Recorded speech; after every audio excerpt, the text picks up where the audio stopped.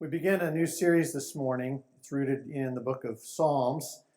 As we regularly do each Sunday in this series, 6 weeks, we'll have a scripture reading from the psalm that we'll be looking at this morning, in the morning.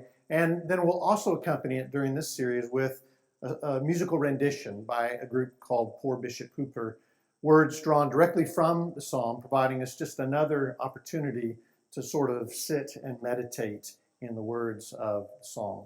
And then I'll share a little bit from each of those psalms. The psalm this morning is Psalm 93.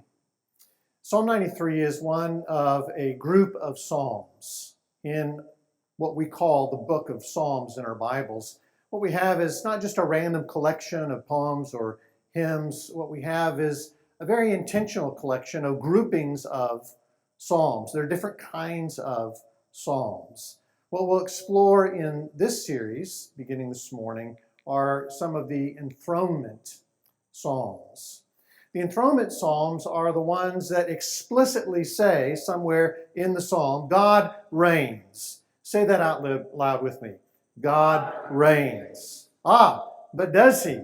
Does God reign?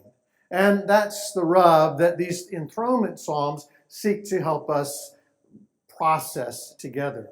Because the enthronement psalms understand that there are circumstances in our lives and circumstances in the world that make us feel like the opposite is true. God doesn't reign. God doesn't rule. God is not in charge. Even this morning, listening to the news of the shooting in Allen, Texas, I watched a news report where two people were debating this very thing. Is God in charge? Is God not in charge? And the enthronement psalms come along to say, yes, God reigns. God rules. God is in charge. Now, I've called this series As If, because the invitation of the enthronement psalms is to live as if we believed this is true. To live as if, in spite of what is around us, to live as if, in spite of what is within us, God reigns. God is enthroned. One of the other things that you'll notice if you flip through the book of Psalms in a Bible is that they're organized into books. The book of Psalms is a collection of books of Psalms. And these books were put together with intention and thought. For example, one of the Psalms that ends book 3 is this psalm, Psalm 88. The author says, "But I, O Lord, cry out to you. In the morning my prayer comes before you. O Lord, why do you cast me off? Why do you hide your face from me? Wretched and close to death from my youth up, I suffer your terrors. I am desperate. Your wrath has swept over me. Your dread assaults destroy me. They surround me like a flood all day long. From all sides they close in on me. You have caused friend and neighbor to shun me. My companions are in darkness." What a dark psalm. What an honest psalm. And we notice the metaphor that the psalmist uses here, the metaphor of a flood. That this dark, discouraging circumstance is coming at him from all sides like the onslaught of an enormous flood. That's part of the way that book 3 in Psalms ends. And then book 4 in the Psalms give us the enthronement Psalms. It's as if book 4 is saying, despite the reality of book 3, here's another truth. God still reigns. God is still in charge. Psalm 93, our psalm for this morning especially, takes this up. Psalm 93 borrows the flood imagery from the end of book 3 and elsewhere in Scripture. It comes up again and again. in this psalm as a way of acknowledging the reality of circumstances outside us and inside us that lead us to feel like God is not in charge. To help us just live into that image for a moment, let's remember together Hurricane Sandy back in October 2012, arguably one of the worst hurricanes to hit the United States. $70 billion in damage. 8.5 million Americans left without power. 72 Americans killed as a result of the storm. More than 600,000 homes completely destroyed by the floods of Hurricane Sandy. In October 2012, Hurricane Sandy swept through the Caribbean. This picture is of Haiti, causing unfathomable flooding, loss of life, and loss of structures. And then the hurricane swept north along the eastern coast. In the western Atlantic, it caused waves higher than any waves had ever been recorded. When it reached New Jersey, the storm surge and winds caused tremendous damage. Many remember this picture, part of the Atlantic City seawalk being washed out into the ocean, including this roller coaster itself. The city of Hoboken, half the city was flooded. 50,000 residents had to be evacuated. The hospital, 2 fire stations had to be evacuated. 42 people died there. 260,000 people without power there. And then as it hit Manhattan, the East River overflowed its banks. 7 subway stations filled with water. A storm surge of 14 feet hit Battery Park. The September 11th memorial was flooded. Hundreds of thousands of structures damaged. $42 billion in damage and lives lost as well. The MTA said it was the worst environmental impact on the subway system and the transportation system in its 108-year-old history. Many of you were here when Hurricane Sandy came. You remember the devastation, the floods, and the fear. And yet through all of that, there were things that remained, things that stood firm, including this statue. Breezy Point community in Queens suffered a double loss during the hurricane. Not only were there floods, but there were fires, and the floods made it impossible for the crews to put out the fires. And so 100 homes burned to the ground in the midst of the flooding. But this statue remained. Associated Press photographer Frank Franklin II was one of the first people on the ground in the Breezy Point community. And as he trudged through the soggy, charred remains of these homes, he came upon this statue of Virgin Mary sitting in what used to be the garden of a residence in Breezy Point. And he took this picture, and it went viral. People resonated with something in this picture. People seemed to long for the sense that there was still something sacred, still something holy that stood firm, even in the midst of the floods and the fires. People even began making pilgrimages to this statue, leaving flowers. You can see some there, and cards and photographs. Thankful for the image of something that stayed firm in the midst of the floods. And all of that is the imagery of Psalm 93. The author acknowledges the floods have lifted up, O Lord, the floods have lifted up their voice, the floods lift up their roaring. We hear the imagery of the end of Book 3 as we move into Book 4 now. And at the time of the writing of the psalm, these floods for the author may have represented foes, enemies, foreign or domestic. These floods may have represented forces threatening to undo their lives, their livelihoods, creation itself. And of course, the image reminds us of times that floods, not literal, but emotional and otherwise, have come upon us. As we read this verse, we're invited to imagine sort of the relentless nature of it with a repetition. The floods have lifted up, O Lord. The floods have lifted up their voice. The floods lift up their roaring. The reading of it makes us feel like waves lashing against us, these floods coming again and again.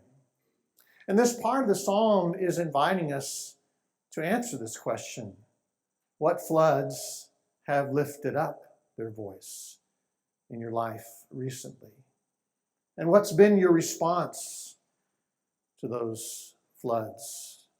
What have they led you to conclude about God? And then we get the hope of the psalm. The Lord reigns. He is robed in majesty. The Lord is robed. He has put on strength as his belt. Yes, the world is established. It shall never be moved. Your throne is established from of old. You are from everlasting.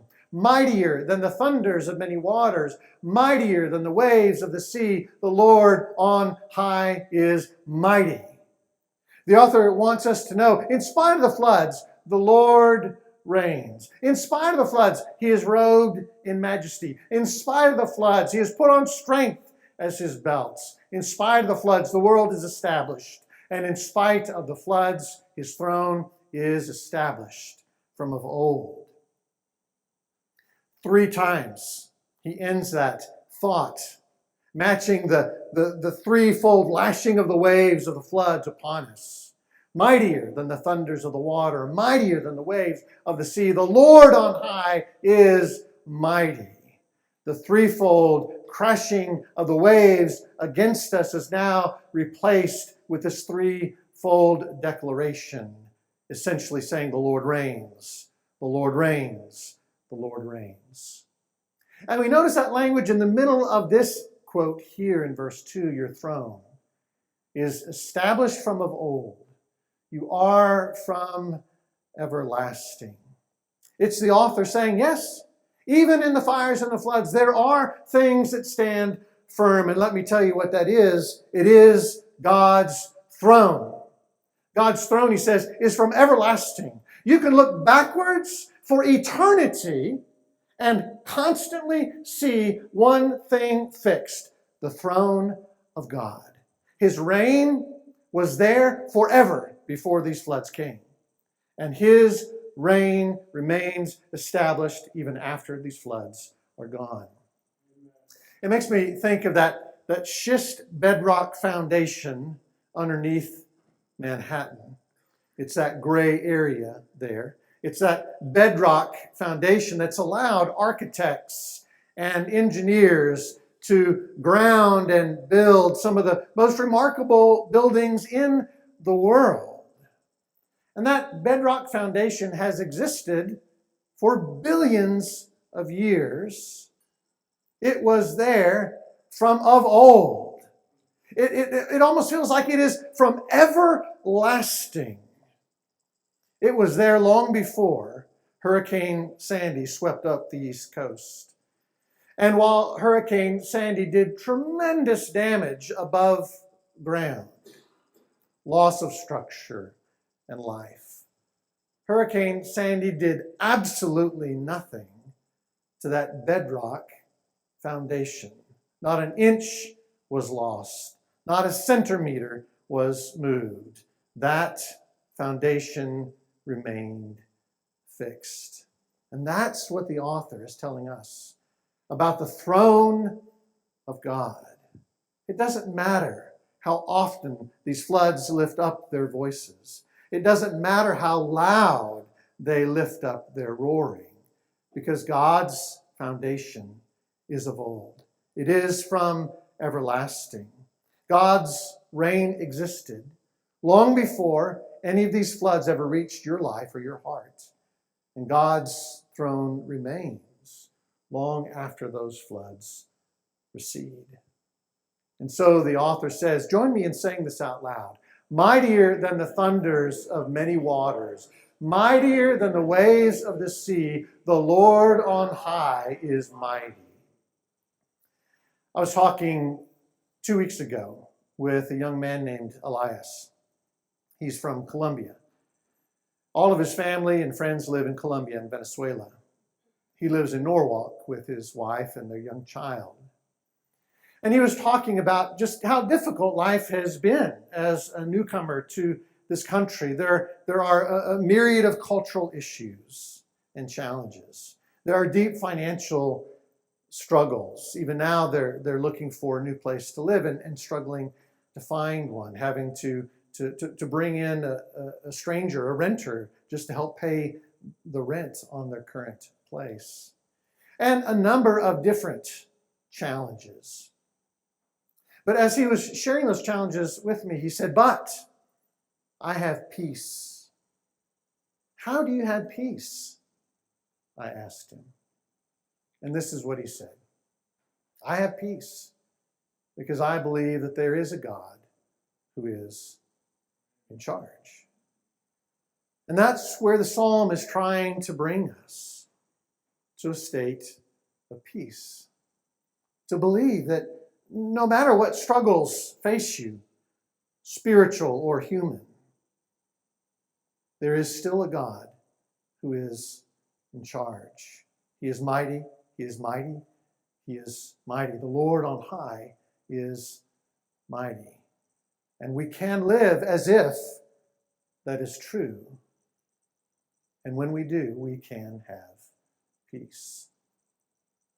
I want to invite you into just a moment or two of a breath prayer, where these words align with our own breathing. And so for a moment, I want to invite you, as you breathe in, to silently say, mightier than thee. As you breathe out, to silently say, waves of the sea. As you breathe in, to silently say, the Lord on. As you breathe out, to silently say, high is mighty. Breathing in, mightier than thee. Breathing out, waves of the sea. Breathing in, the Lord on. Breathing out, the high is mighty.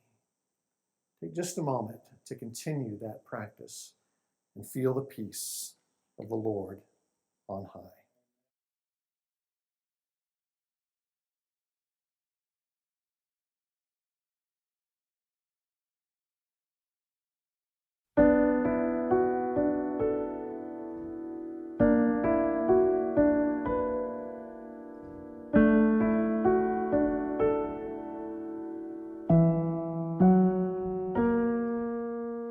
The Lord reigns in majesty, firmly established. His word endures eternity. The world planted steadily, the voice of the waters pounding. The Lord on high is mighty.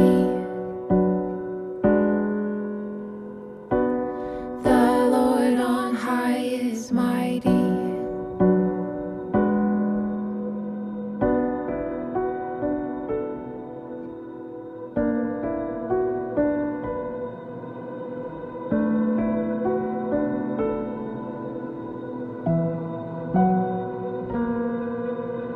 Mightier than the thundering of water, mightier than the breakers of the sea, mightier than the thundering of water, mightier than the breakers of the sea, mightier than the thundering of water, mightier than breakers of